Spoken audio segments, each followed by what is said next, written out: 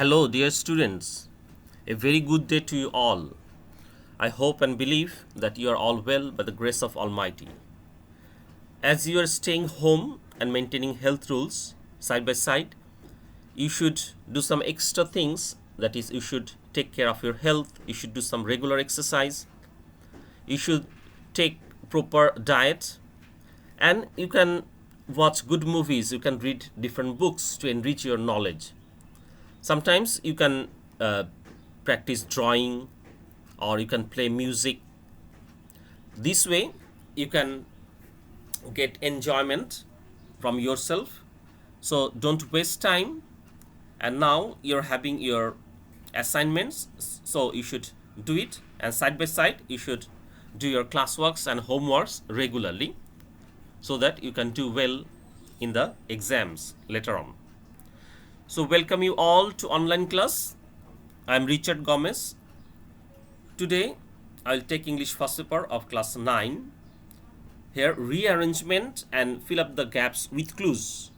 I will show two rearrangement, sample rearrangement, how we can write, and to fill up the gaps with clues. That is question number 3.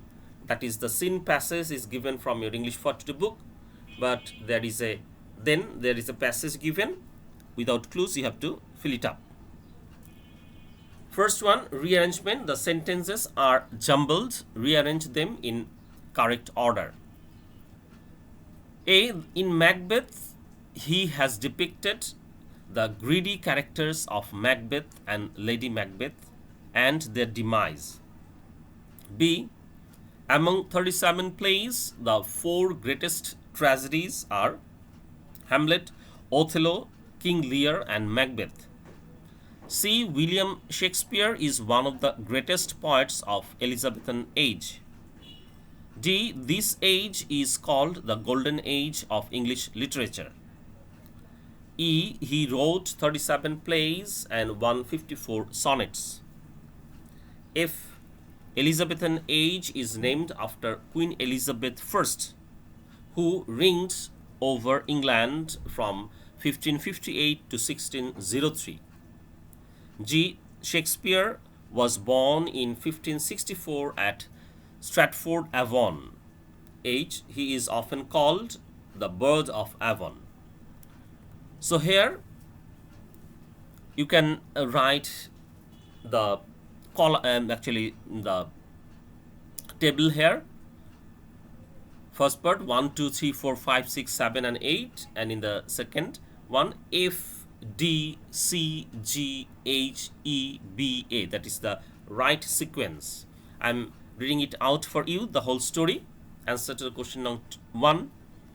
Elizabethan age is named after Queen Elizabeth I, who reigned over England from 1558 to 1603. This age is called the Golden Age of English literature. William Shakespeare is one of the greatest poets of Elizabethan age. Shakespeare was born in 1564 at Stratford-Avon. He is often called the Bird of Avon. He wrote 37 plays and 154 sonnets. Among 37 plays, the 4 greatest tragedies are Hamlet, Othello, King Lear, and Macbeth. In Macbeth, he has depicted the greedy characters of Macbeth and Lady Macbeth and their demise. Second one, number 2, put the following parts of the story in correct order. A. But please don't tell anybody about it, as I am sure I can soon gnaw this string of pieces. B. A cock rising early discovered what had happened. C. A fox was caught in a trap one fine morning because he had got too near the farmer's hen house. D. But the cock was not to be so easily fooled and soon roused the whole henyard, and when the farmer came running out, that was the end of Mr. Fox. E. No doubt he was hungry, but that was not an excuse for stealing. F. The fox saw a slender chance to escape. G. He knew the fox could not get at him, and so he went a little closer to get a good look at his enemy. 8. Dear friend, he said, I was just on my way to visit a sick relative when I stumbled into this string and got all tangled up. So you can produce the table here 1, 2, 3, 4, 5, 6, 7. Correct sequence C, B, G, F, H, A, D, and E. So I'm producing the story in sequence for you. A fox was caught in a trap one fine morning because he had got too near the farmer's hen house. A cock, rising early, discovered what had happened. He knew the fox could not get at him, and so he went a little closer to get a good look at his enemy. The fox saw a slender chance of escape. Dear friend, he said, I was just on my way to visit a sick relative when I stumbled into this string and got all tangled up. But please don't tell anybody about it, as I am sure I can soon groan this string to pieces. But the cock was not to be so easily fooled, and soon roused the whole henyard. And when the farmer came running out, that was the end of Mr. Fox. No doubt he was hungry, but that was not an excuse for stealing. Now number 3 and 4 will be clues without fill up the gaps with without clues. That is 3. Read the following text and fill in each gap with a suitable word based on the information of the text. So 26, merge our, this passage is taken from your English 42 book. 26, merge our Independence Day is the one of the most important state festivals.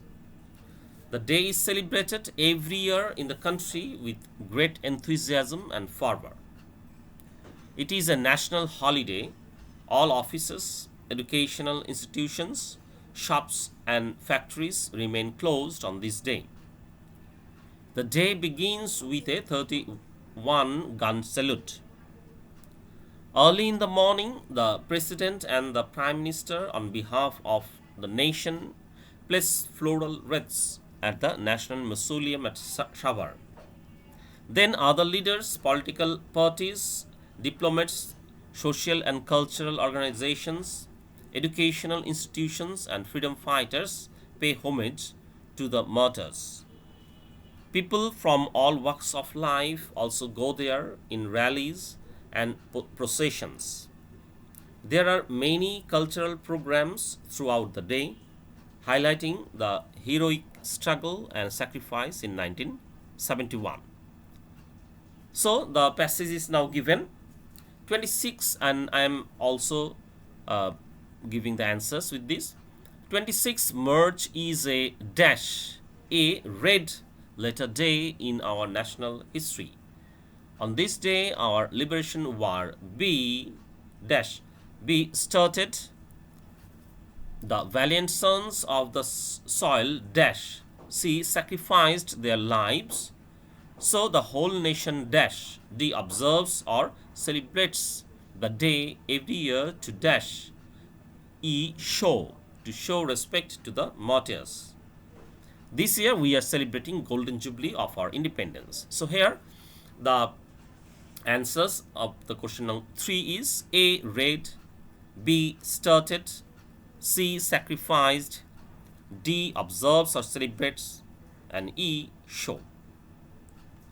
Last one, number 4. Read the following text and fill in each gap with a suitable word based on the information of the text. So I'm reading out the text here. Bangabandhu charmed common people all over the world. This text is also taken from your English 42 book. His speech in different summits revealed that Bangladesh did not only think about its own self, it was also concerned about injustices prevailing in the rest of the world.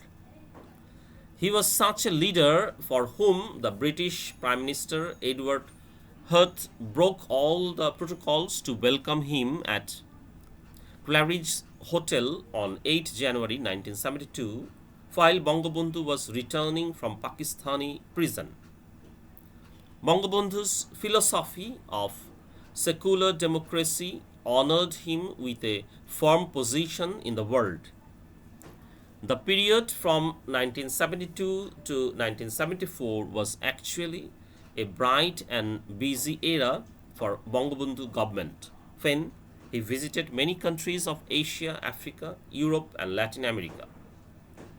He made those visits to gain support from those countries and to promote friendly relationships with them. Consequently, wherever he went, he cast a very positive influence on the leaders of those countries. Among the world leaders who admired him were India's Prime Minister Mrs. Indira Gandhi, Palestinian leader Yasser Arafat, and Cuba's President Fidel Castro. His leadership, wisdom, and personal relationship with world leaders made him a successful politician of international repute.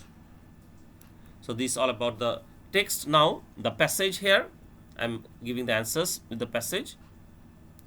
All renowned dash A leaders of the world loved and dash B admired Bangabandhu for his dash C wisdom or courage and personality. Bangabandhu's personality dash D attracted many world leaders dash like Fidel Castro, the former Prime Minister of Cuba. So the answers to the question number 4 is A leaders, B admired, C wisdom or courage, D attracted, and E like. So until next class, goodbye. Stay home and be safe. Have a nice day. Thank you.